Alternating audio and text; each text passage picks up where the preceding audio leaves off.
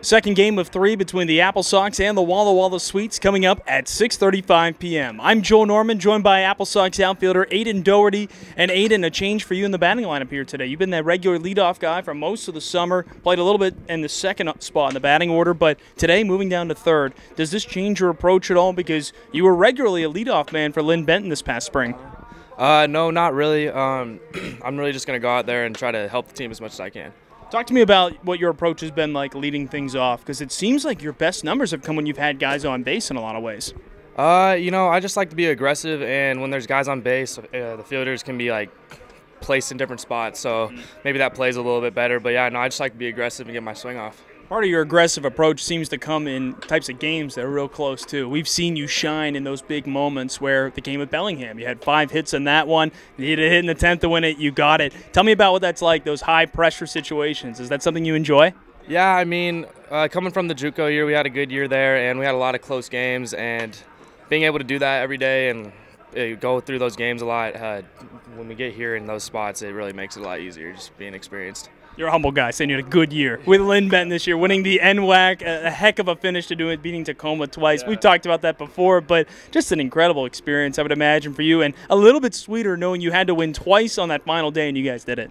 Yeah, that was a great. That was one of my most favorite days playing baseball ever. We had such a great game plan going into it. We were so into the fact that we were gonna do it and win, and it was cool to just go out there and do it. Such an incredible achievement. Now, you've kind of rode that success right into the summer here with the Apple Sox, and you've been with this team from the start. Yeah. You guys are going through what is really your first tough stretch of the season. What are you guys doing? What's been the mindset like heading into today, knowing, hey, we got a chance to start a new streak right now? I just flush it and move on and try to just play the way we know how to play. The everyday schedule of the West Coast League is such a grind in a lot of ways, but in a way it does offer you that opportunity, doesn't it? Hey, last night was tough. Let's bounce back tonight, though. It is nice being able to go from the NWAC where you got 4 games in 2 days, while this you got a game almost every day. So you have a lot of new opportunities to come back and bounce back from negative things. How has playing every day helped you out, grow as a ball player, and hopefully become a professional eventually? It really shows, it goes to show how important it is to take care of your body. It's a lot easier to take care of your body when you have a lot of off days in between each game, and I've learned that lifting is important, and being able to consistently lift is super important because it keeps your body in a lot better shape than when you lift inconsistently. Then you can get a lot more sore easier. Explain that to fans a little bit, because I imagine there are days where you either had a great night at the plate or you had a tough night at the plate, and maybe you don't really want to go lift the next day. Maybe you don't really want to do some of that. How does knowing that it is important for you kind of get you going to go do it before the next game? It's just the whole consistency aspect.